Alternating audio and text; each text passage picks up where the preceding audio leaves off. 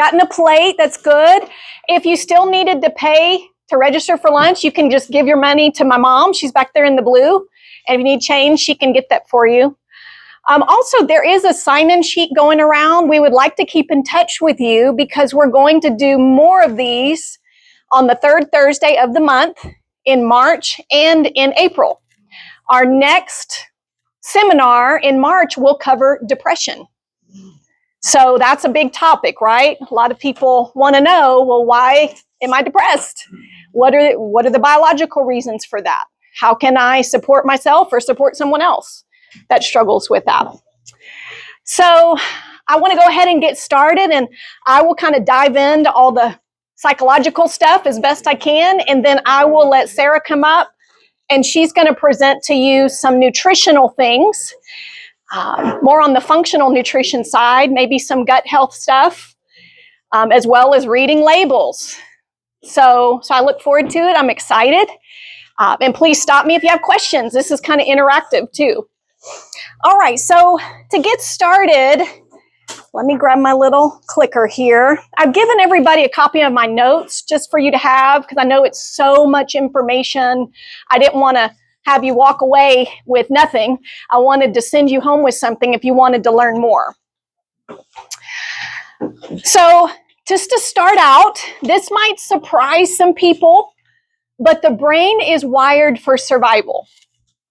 It's not wired to be happy. Anybody surprised by that? So Jen's shaking her head no. So knowing that, what does that mean? It means that your brain is not going to naturally gravitate toward happiness, joy, love. What it has on its radar as its top priority is to get you through today, alive, right? So another part of that is just in case there's a threat, the brain is always scanning for potentials. What could potentially harm me in this place? And you think about our ancestors living in the wild thousands of years ago, running around trying to avoid threats, lions, tigers, bears, right? We still carry that portion of the brain, the hindbrain, okay? It's our, I guess the oldest part of the brain, the hindbrain. Yet our threats nowadays aren't so much physical, but what? Emotional, relational, financial, all of those. So it's not so much that we're in physical danger. We're more so emotionally threatened, but it feels like physical danger because of the way the body reacts. So I wanted to just throw this out. We talked about this at a seminar in December. So if you were here in December, you can't answer because you know the answer now. What's the difference between stress and anxiety? Anybody know? Well, stress typically comes from an external source, such as I have a test, I have a bill to pay, I have a deadline. And as soon as that resolves, that stress dissipates, right? Anxiety, on the other hand, is not quite the same. Anxiety comes from the internal signals without an external trigger, right?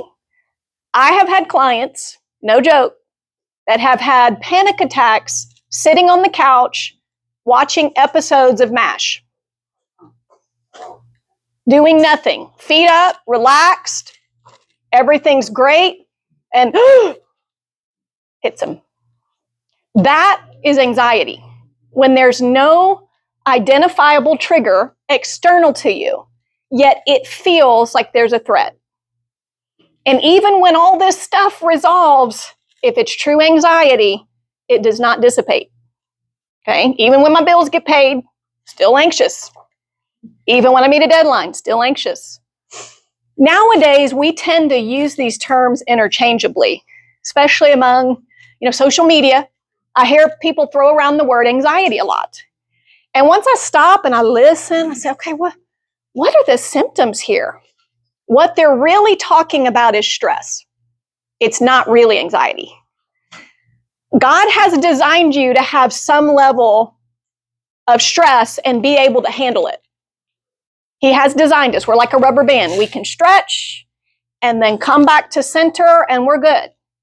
But it's when that rubber band just keeps stretching and stretching, what happens? It busts. And that's what we're talking about today. Is number one, why is that happening? And how do I resolve it to where I can have peace and calm? What are some things I can realistically do to find calm and peace? So I brought this video today to show you what happens to some of us. When anxiety hits, this is what we look like.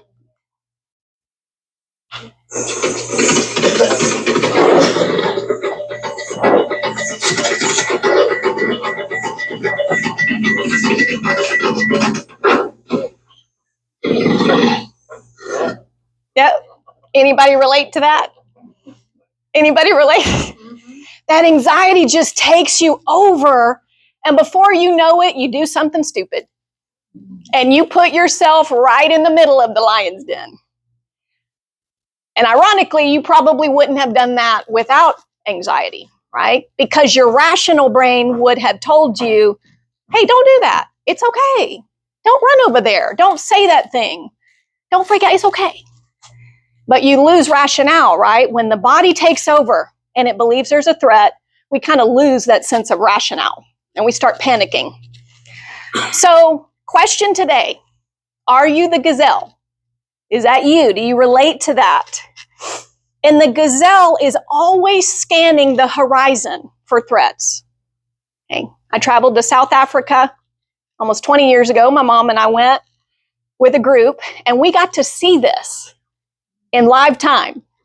We saw all of the animals on the desert plain, the African plain, and this is true, especially as a gazelle, very,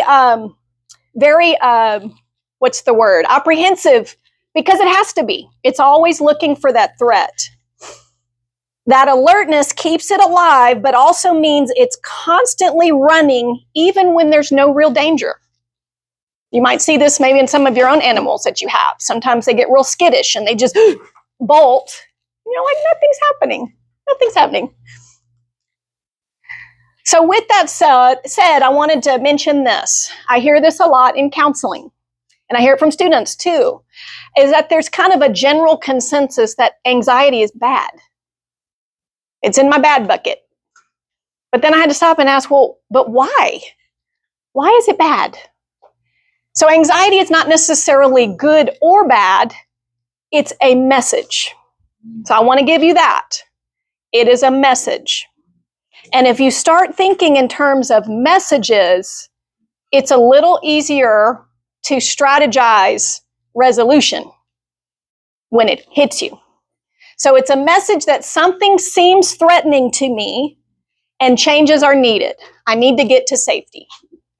God has given you a complex computer, and it's constantly sending and receiving messages all day long, whether you realize it or not. Constantly sending messages. And once you figure out the pattern of your messages, you can start formulating a response. And this is where people spiral or they get stuck. Is number one, they don't see it as a message. Or number two, they put that message in junk file and just kind of convince themselves, well, this is just how it is. This is my lot in life. And so they never answer the message. Okay, so we'll talk more about that in just a minute. Now, I get this question a lot, and this has actually happened to a client of mine, is, do I really have anxiety or is it ADHD? I've had a client years ago who was misdiagnosed with anxiety at 16 years old, was on meds for 10 years, nothing helped. And we finally started meeting, and after about 2 years of counseling, we, for some reason, had a conversation, and I said, tell me, what exactly are you telling your PCP when you go in and they're asking to describe symptoms? What are you saying? And she said, well, I have racing thoughts, And I said, stop. I said, what does that mean? Racing thoughts. And she said, well, I can't focus. When I'm trying to focus on something, a task, my mind just kind of bounces around. And I said, okay, we're going to rephrase that. That's not racing thoughts. That's focusing problems. So long story short, we came to the conclusion that she really didn't have full-blown anxiety. She had ADHD. So I encouraged her to go back and get reassessed. And sure enough, that's what they figured out. Now, ADHD is like a race car. It's like a race car. It's built for speed, wired for intensity, and it's mostly accelerator. There's not a whole lot of brake. If anybody's ever watched the Indy 500 and all of that, it's got incredible potential, but very little brake. Imagine yourself driving from here all the way to Tyler with no brake. What do you think would happen? You'd have a wreck. You'd probably have a wreck. You'd have an accident because you weren't able to stop. It was just full speed ahead. So the race car has tremendous potential. They're usually extremely smart and creative. But because their brake is underactive, many times in school settings, they get overlooked, kind of labeled as the bad kid, and pushed to the side. Because public schools, at least that we're familiar with, are not designed to hone in on their creativity and potential. We have a child that has an ADHD diagnosis. He is brilliant. He can take a computer apart, put it back together. He's 13. I'm like, God, he's so smart. He can play piano by ear. He can hear a song and then sit down at the piano and play it. Extremely smart, creative. But in school, he's overlooked. Mainly because he has an underactive brake. He's full forge ahead, but no brake. Sometimes these two can be intertwined. Okay? They can kind of work cyclically, because if you imagine sitting down trying to do a worksheet and you have ADHD and your mind is just bouncing all over the place, you can't focus, you can't finish stuff, well, that can produce some anxiety. Like, this feels threatening. And so it just kind of works in cycles sometimes. So there can be both existing at the same time. Yet sometimes I do see misdiagnosis. Sometimes when it's really ADHD or ADD, it's kind of misunderstood as just anxiety. So therefore, some of the anxiety meds don't work if it's really ADHD. Why? Because ADHD, if you think about an underactive brake in the brain, you have to give a stimulant. That's usually what's prescribed. The stimulant gets the brake to work so that there's more of a balance. So somebody who doesn't have ADHD and is given a stimulant, it's a different effect, right? So how do you know the difference? Okay, number one, you look at age of onset. ADD, ADHD typically shows up in childhood. They typically want some evidence of symptoms happening prior to the age of, say, 12. If that's not you, you don't just wake up at 40 and have ADHD. That would be rare. That would be rare. You have to go back in the history to look, okay, was this going on in childhood? Also, there are different subtypes for ADHD. Some have more of the inattentive type. Some have hyperactivity or impulsivity. My son is the hyperactivity part, but it's as he's getting older, it's kind of phasing out. We don't see it as much. For girls, we tend to see not so much hyperactivity, but more of the inattention. So therefore, it gets missed in girls a lot. The client I was referencing earlier was female. And she did a lot of daydreaming when she was a child and kind of wandering mentally, and nobody noticed because they thought, oh, she's just a dreamer. No big deal. When it was more than that. So in girls, many times it gets missed. Okay, so how do I know the difference? ADHD tends to have the 3 Fs. Problems with focusing, forgetting, and fidgeting could be present. Okay, so those are the 3 Fs. Anxiety tends to be more problems with excessive fear, worry, dread, and then there's no external threat. Like I mentioned earlier, sitting on the couch, enjoying TV, and then that fear and worry, dread hits you. That's more of the anxiety. Okay. All right, so what's happening in the body? Okay, this is a part that I think is so important based on what we're talking about today. What's happening in the body? According to somatic experiencing, if anybody's ever heard of that, somatic theories that are used in counseling, the body holds incomplete survival responses, not broken emotion. Okay. This is where we start getting into the fight, flight, freeze response. Okay. Your body and your brain is not designed to be happy and calm, y'all. It's designed to what? Survive. Survive. That is why God has given you fight, flight, or freeze. Because it's an attempt to identify a threat and get to safety. That is the purpose of the fight, flight, freeze response. Now, sometimes it can get dysregulated and people are having fight, flight, or freeze responses sitting on the couch. Okay. So to calm the anxiety, we've got to prepare the body to handle stress. Okay, we got to prepare it. And Sarah's going to take us more in depth with that. There are certain things, believe it or not, that can set you up for anxiety, just in the body. Not long ago, I had somebody who was struggling with anger and anxiety, like high intensity. And we were talking casually, and I guess this was God giving me this thought. I said, hey, by chance, do you happen to eat or drink a lot of sugar?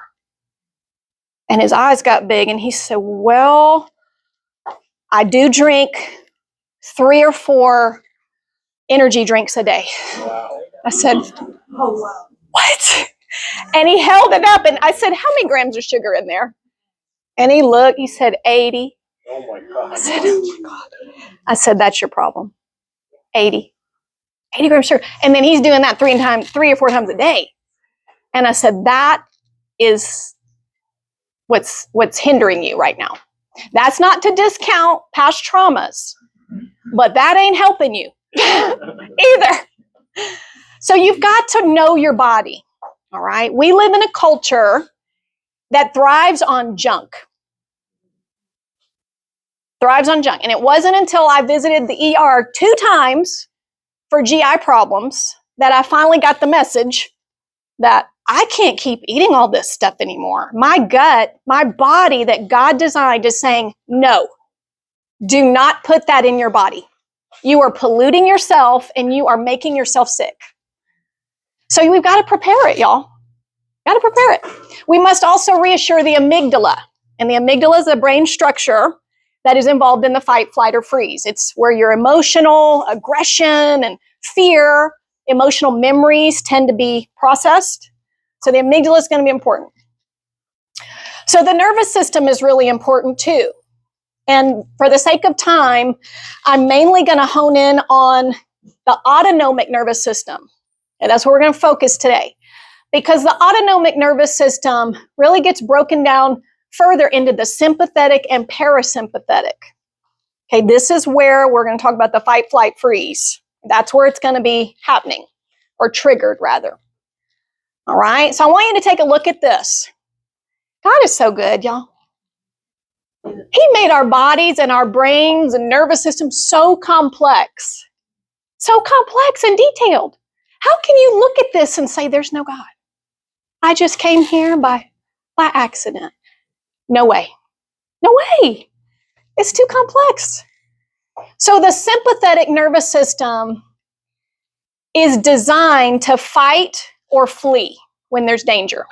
It sends those messages. You got to get out of here. Or you can stand here and fight them off. Somebody breaks into your house. Your sympathetic's like, okay, can I take this guy? It's trying really fast to figure out, is this a fight moment? Is this a flee moment?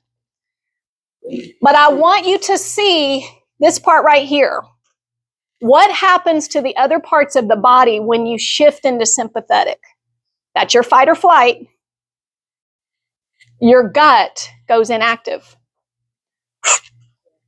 Because in that moment, the body deems it unnecessary to survive. Just get you to safety. I don't care about digestion. I don't care about all that stuff that you ate earlier. We just got to get you out of here. Because we're designed for survival, not to be happy, and probably not even to be healthy, really, but just to get to the next day. Whereas parasympathetic is our calming response. If you think of parachute, parasympathetic, it calms you. It calms you. It causes you to go into that relaxed state. And we're going to talk in a little bit about how to activate the parasympathetic even more. So what are the things you can realistically control? What we put in our bodies, what we think, what we believe, and who we spend time with. So if you have a bunch of friends and family that love eating cheeseburgers and ice cream, I ain't gonna say no names, they will influence you to just, well, I can eat those 2 cupcakes. It's okay.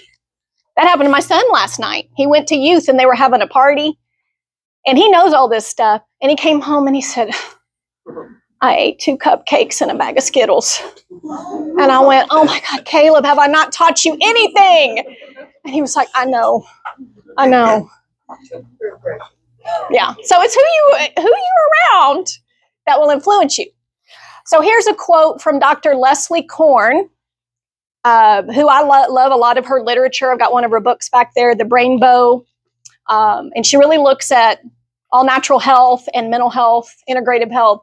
And she said this, where there is mental illness, there is poor diet. Where there is mental illness, there is a long history of digestive problems. Isn't that something? Don't think about that, right?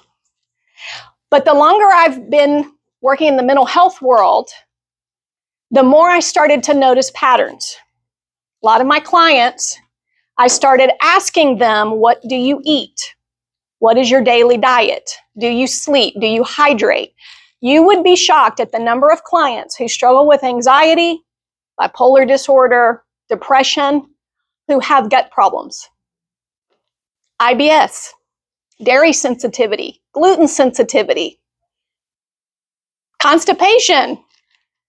But you have to ask those questions. I would have never known that. I would have never put 2 and 2 together unless I went through some of it myself. I ended up in the emergency room for diverticulitis and then colitis. And the doctor looked right at me and said, you don't fit this bill.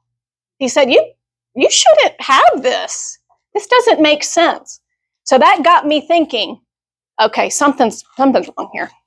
Got to change something. So biblically, I wanted to just mention this. In 1 Kings 19, we see that the prophet Elijah has just defeated 450 of the Baal prophets. Had this wonderful, amazing victory. And then Jezebel gets wind of it and says, I'm coming after you. And what does he do? He ran. And when I sat there and read that over and over, I thought, he was having anxiety. He panicked. That was fight or flight. He ran.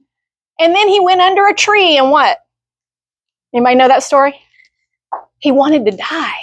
He just said, Lord, I'm done. Just kill me. That's how bad it was. He was traumatized and afraid and that fear. So the angel of the Lord came to minister to him. And guess what the angel said? Get up and eat. Get up and eat. And Elijah looks and he sees 2 things. He saw a caked bread, which is some sort of roundly shaped bread, and water. Like, wow, that's simple. Eat and hydrate. Okay. So he does, but then he goes back to the tree and wants to die. So the angel comes back a second time, and guess what he says? Get up and eat. You're about to go on a journey. So I just wanted to mention that, y'all. Everything that you need to know about well living, you got it. But do you take the time to notice? It's already happened. And there's nothing new under the sun. I know sometimes we think, oh, it's just so bad today. No, it's not. People of the Bible dealt with the same stuff. They just didn't know what to call it. We have all these terms now. So the gut is the second brain. 90% of your serotonin is manufactured in the gut, not in the brain. That's a big misconception. Okay. This includes serotonin, dopamine, norepinephrine, acetylcholine, GABA. These are crucial chemical messengers that help regulate mood, regulate your system, regulate anxiety. Okay. So just something to note. Yet this is what we eat. And I used to love sodas. I used to drink 3 Cokes a day. I used to eat gas station burritos. I used to eat sugar like it's nobody's business. But I was depressed a lot. And looking back, I realized it was this. My gut was all a wreck of what I was eating. It was messed up. So I just want you all to be aware. Not trying to shame anybody. I'm just saying, start paying attention. Start paying attention. Here are just some quick research articles. High fructose diet harms neurodevelopment and leads to anxiety in mice. In this experiment, mice were exposed to high fructose in the womb as newborns. They displayed anxiety-like behavior once they grew into adolescence. And for mice, adolescence would be about 6 weeks. And they noticed this behavior, okay, based on high fructose diet. Also, some people might not like this. You think you're doing well by drinking the diet soda, but I hate to tell you, it's almost worse. Diet sodas commonly contain exocytoxins such as aspartame, substances that overstimulate neurons and can negatively affect the nervous system. Well, your nervous system is where your fight, flight, or freeze is being stirred or triggered. Okay. Also, it can make you, or it's people that are more vulnerable, get this, are people with a history of depression, pregnant, older adults, and young children. They're more susceptible or vulnerable to the effects of aspartame. Also, I think I've read some studies it's linked to dementia. So that may be a more important reason not to drink diet. Dr. Josh Axe says this, eat real food. The healthiest people I know eat real food, start their day with sunlight to regulate the body, walk everywhere, and prioritize sleep. Sounds pretty simple, doesn't it? Yeah. Okay, so that's Dr. Josh Axe. If you want to look at some of his literature, I've put some of his things back there. The Biblio diet is excellent. All right. So your body is the alarm system. So something to remember. And you are wired for that. Because remember, you're wired for survival, y'all. You're not wired to be happy. That takes more effort to do that. So check your wiring. Check your wiring. Sometimes our wiring gets frayed. Sometimes it's dysregulated. And sometimes things are not necessarily psychological. I have people come to counseling and they're like, I know I've got this. And I'm like, how? How do you know you've got that? And they're giving me disorders. And I said, well, wait a minute. Let's look at some of these other variables. What's going on in the body? Could it be social? Sometimes things are just flat out isolation. God did not design us for isolation. We're designed for fellowship and interacting. That's how your nervous system co-regulates. That's why a lot of people had psychosis during COVID. Psychosis cases in Smith County hospitals tripled during COVID. I had a friend that worked over there in the crisis unit for Andrew Center, and she said that it tripled. And I think a lot of that was isolation. But now that I know some things about the gut, I said, everybody was living on junk food and just sitting around doing nothing. So it could have been that. So check your wiring. Think of the body as a complex computer constantly sending and receiving messages. All right? What are the messages I'm getting? So let's say I'm feeling anxiety, and this actually happened last night, and you guys are going to be shocked when I tell you this. I started having what I thought was anxiety. I'm just sitting there with my husband. I was like, oh my God, what is this? And he was like, are you stressed? And I said, no. And he was like, well, what did you eat? You know, because he's on that train now, y'all. He gets it. I said, I don't know.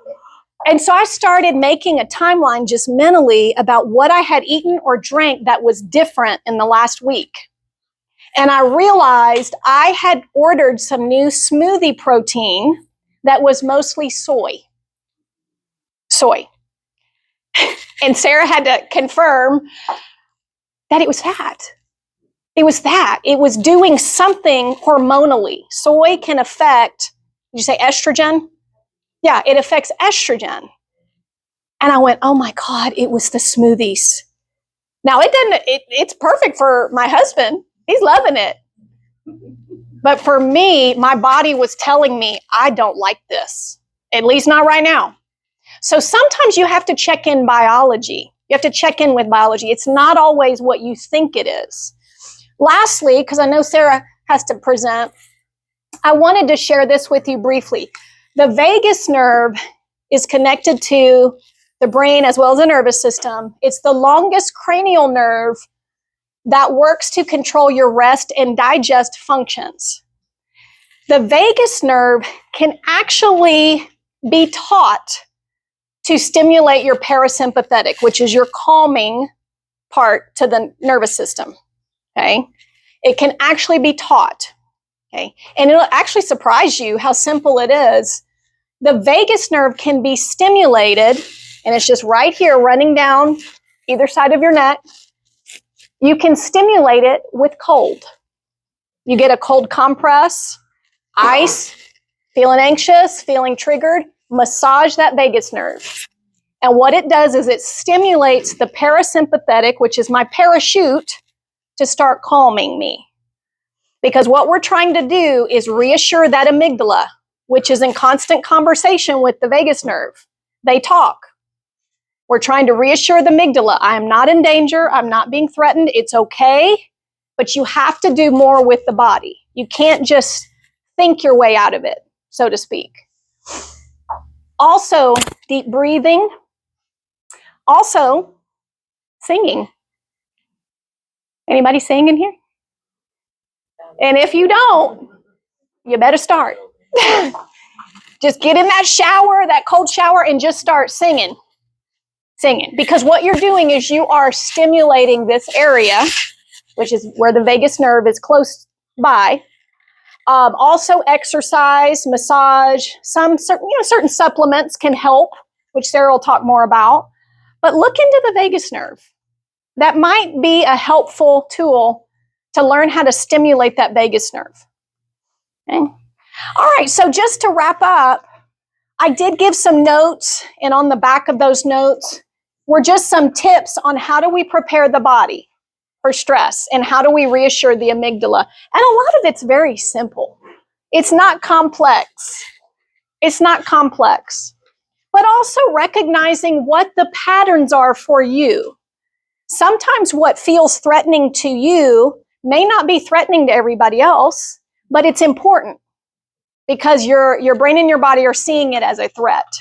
So identify what those threats are, physically, emotionally, relationally, and make a journal of that. And start to really meditate and pray on it and say, what is so scary about this? Why am I so afraid of these things? And then also do the body work. Do the body work. So now, Sara's